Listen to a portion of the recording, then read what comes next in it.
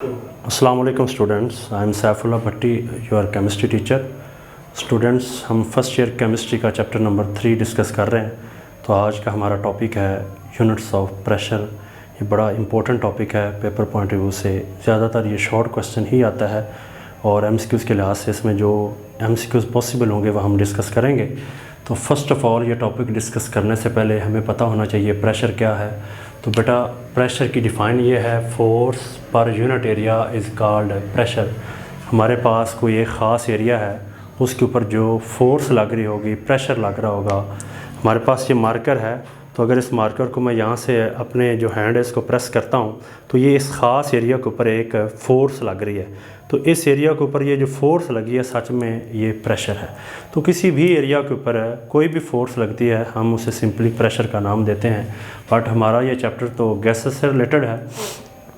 तो pressure of the gas क्या है जी? लेट्स सी, हमारे पास एक सिलेंडर है, उसमें आपने certain amount of any gas को इनक्लोज किया हुआ है। स्टूडेंट्स, गैस के मॉलिक्यूल्स वाइडली सेपरेटेड होते हैं। गैस के मॉलिक्यूल्स एक दूसरे से अवे होते हैं, इनके अंदर एम्प्टी स्पेसेस ज़्यादा होती हैं। ये आपस में कोलाइड कर रहे होते हैं, स्ट्राइक कर रहे होते हैं, ये आपस में भी कोलाइड कर रहे होते हैं। और जिस वेसल के अंदर इसको इनक्लोज किया जाता है उसकी वॉल्स के साथ भी ये स्ट्राइक कर रहे होते हैं, कोलिजन इनके अंदर होता है। Molecule of the gas are colliding with one another also with the walls of the vessel। तो गैस के मॉलिक्यूल्स, फ़र्ज़ किया कि ये एक मॉलिक्यूल है, ये कोलाइड करते हुए ये वॉल के साथ एक ख़ास एरिया के ऊपर फोर्स लग रहा है, तो सच में वो इसका प्रेशर है। तो ये किन फैक्टर के ऊपर डिपेंड करता है, वो हमारे पास ये है कि जितनी इसके अंदर गैस की कंसंट्रेशन ज़्यादा होगी, गैस के मॉलिक्यूल्स की अमाउंट ज़्यादा होगी, उतना ही ये ज़्यादा कोलाइड करेंगे, आपस में भी ज़्यादा कोलाइड करेंगे, वेसल्स की वॉल्स के साथ भी, दीवारों के साथ भी स्टूडेंट्स ज़्यादा कोलाइड करेंगे। जितना नंबर ऑफ मोल, जितनी अमाउंट ज़्यादा होगी तो उतना प्रेशर भी हमारे पास ज़्यादा है। इनके दरमियान ये डायरेक्ट रिलेशन है। दूसरा स्टूडेंट है, आपके पास टेम्परेचर है। जो ही हम टेम्परेचर को इंक्रीज़ करते हैं, गैस के मॉलिक्यूल्स की काइनेटिक एनर्जी इन्हेंस कर जाती है, काइनेटिक एनर्जी बढ़ जाती है। काइनेटिक एनर्जी के बढ़ने की वजह से उनके अंदर कोलिजन भी बढ़ जाता है, और सच में वो जो कोलिजन होता है वही उनके दरमियान एक प्रेशर है। थर्ड जो है, डैट इज़ अ वॉल्यूम। हमारे पास ये एक वेसल है जिसका वॉल्यूम कम है, एक दूसरा वेसल है जिसका वॉल्यूम ज़्यादा है। जितना वॉल्यूम ज़्यादा होगा उतने गैस के मॉलिक्यूल के दरमियान कोलिजन कम होगा, क्योंकि गैस के मॉलिक्यूल ज़्यादा सेपरेशन क्रिएट किए हुए होंगे, ज़्यादा डिस्टेंस में होंगे। जितना डिस्टेंस ज़्यादा होगा कम कोलाइड करेंगे आपस में भी, और with the walls of vessels उनके दरमियान जो प्रेशर है स्टूडेंट्स वो कम होगा। अब हमारे पास जो बहुत इंपॉर्टेंट चीज़ है, डैट इज़ एटमॉस्फेरिक प्रेशर। उसे हम शॉर्ट फॉर्म में स्टूडेंट्स ATM कहते हैं, एटमॉस्फेरिक प्रेशर। ये बहुत ज़्यादा इस्तेमाल होने वाला यूनिट है, इसे कॉमनली तौर पे हम यूज़ करते हैं। और हम देखते हैं कि ये इसकी डिफ़ाइन क्या है, यानी कि एटमॉस्फेरिक प्रेशर हमारे पास क्या होता है, या वन एटमॉस्फेरिक प्रेशर क्या है। The pressure of air that can support 760 millimetre mercury या 76 centimetre mercury column at sea level is called 1 ATM। ये अल्फाज हैं, हमने इनको समझने की कोशिश करनी है। हमारे पास स्टूडेंट्स एक हॉलो ट्यूब है, हमने उसको कॉलम का नाम दे दिया है, उसके अंदर हमने मरकरी को फिल कर दिया है। मरकरी एक लिक्विड फॉर्म में मेटल है, ये हमारे पास कॉलम है, इसके अंदर हमने इसको फिल किया हुआ है। और हम सी लेवल पे चले जाते हैं, और टेम्परेचर जो हमने फ़र्ज़ करना है वो 0 डिग्री सेंटीग्रेड फ़र्ज़ करना है। ये साइंटिस्ट ने एक पैरामीटर कंसीडर किया हुआ है। और समंदरी सतह पे जाना है, सतह समंदर पे जाना है। लाइक हम कराची का जो है समंदर, वहाँ पे चले जाते हैं, क्योंकि वहाँ पे एक मैक्सिमम रेंज होती है प्रेशर की।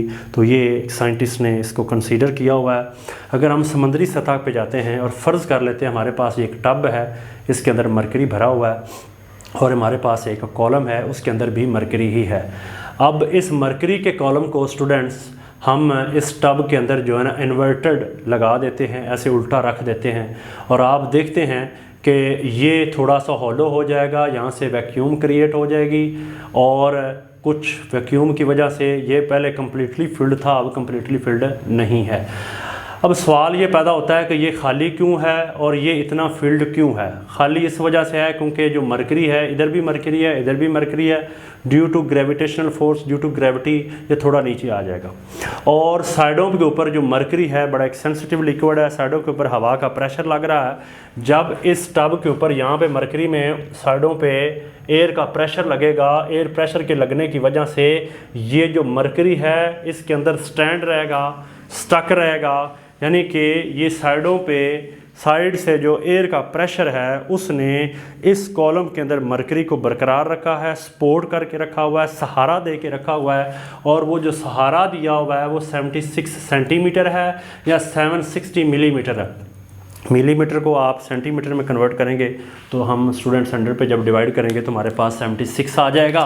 तो अब ये जो इसकी रेंज कैलकुलेट की गई थी वो 76 मिलीमीटर थी।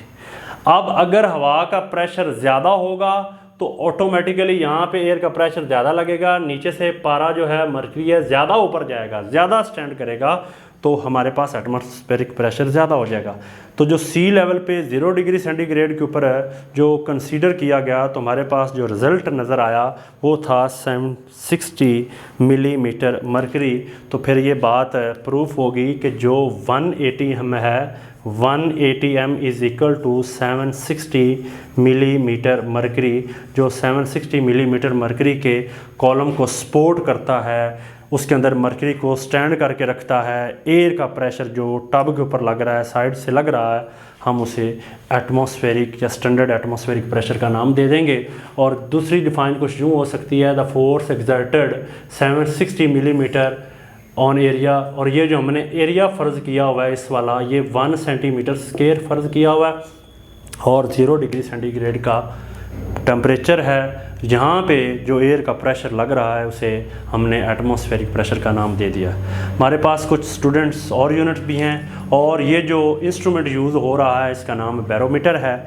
अब इस बैरोमीटर से अगर हम एटमॉस्फेरिक प्रेशर उसको हम नोट करते हैं तो स्टूडेंट्स कुछ ऐसे एरियाज़ होते हैं, कुछ ऐसी प्लेसेस होती हैं जहाँ पे एटमॉस्फेरिक प्रेशर कम होता है, क्योंकि जैसे हम बुलंदी पे चले जाएंगे तो एटमॉस्फेरिक प्रेशर कम होगा, गैसेस की कंसंट्रेशन कम होना शुरू हो जाएंगी। अगर हम K2 पे या मरी हिल्स पे जाते हैं तो वहाँ पे एटमॉस्फेरिक प्रेशर कम है due to the low concentration of the gases. तो वहाँ पे जो है ये अगर ये हम प्रैक्टिकल करें, इस एक्सपेरिमेंटल को फॉलो करें, तो 760 मिलीमीटर तक वो सपोर्ट नहीं करेगा, कम करेगा, क्योंकि एयर का प्रेशर यहाँ पे कम लग रहा है और ये नीचे से सपोर्ट भी कम ही होगा। अगर हम माउंट एवरेस्ट पे चले जाएँ तो वहाँ तो जो प्रेशर है वो बहुत ही कम हो जाएगा, वो 323 मिलीमीटर मरकरी तक जाएगा। मतलब यहाँ 760 था, वहाँ 323 तक रीच करेगा, क्योंकि गैसेस की कंसंट्रेशन कम है और एटमॉस्फेरिक प्रेशर भी कम है। हमारे पास कुछ यूनिट्स हैं, यूनिट्स ऑफ प्रेशर के नाम पे ही हमारा टॉपिक है स्टूडेंट। तो पहला है हमारे पास newton per metre square. Student it is very interesting, it is the SI units. System international में जो प्रेशर का यूनिट है वो newton per metre square. By definition P is equal to F/A। हमारे पास प्रेशर को कैलकुलेट करने का एक फार्मूला है। फोर्स का यूनिट स्टूडेंट्स न्यूटन होता है, एरिया का यूनिट मीटर स्क्वायर है। जब हम इसको कैलकुलेट करेंगे तो हमारे पास आ जाएगा newton per metre square. This is international unit. और आगे यूनिट है pascal, PA। This is also the international unit of the pressure. तो 1 pascal is also equal to 1 newton per metre square. तो हम कह सकते हैं कि 1 पास्कल और न्यूटन पर मीटर स्क्वायर का आपस में ये रिलेशन है। और ATM के साथ इस तरह का क्या रिलेशन होता है, 180 m is equal to 10 13 25 newton per metre square. 180 m अगर इंटरनेशनल यूनिट में देखा जाए, न्यूटन पर मीटर स्क्वायर में देखा जाए, तो किसके बराबर उसकी वैल्यू आती है, डेट इज़ 10 13 25। तो पास्कल और Newton per metre square students क्योंकि इक्वल हैं तो हमारे पास आएगा 10 13 25 पास्कल। आसानी के लिए इसको बिगर यूनिट में लेके जाना है, 11325 आप इसको 1000 पे डिवाइड कर देते हैं स्टूडेंट, तो हमारे पास जो रिज़ल्ट आएगा 101.325। इसको राउंड ऑफ करेंगे तो हमारे पास पॉइंट में आ जाएगा। तो this is the kilo pascal.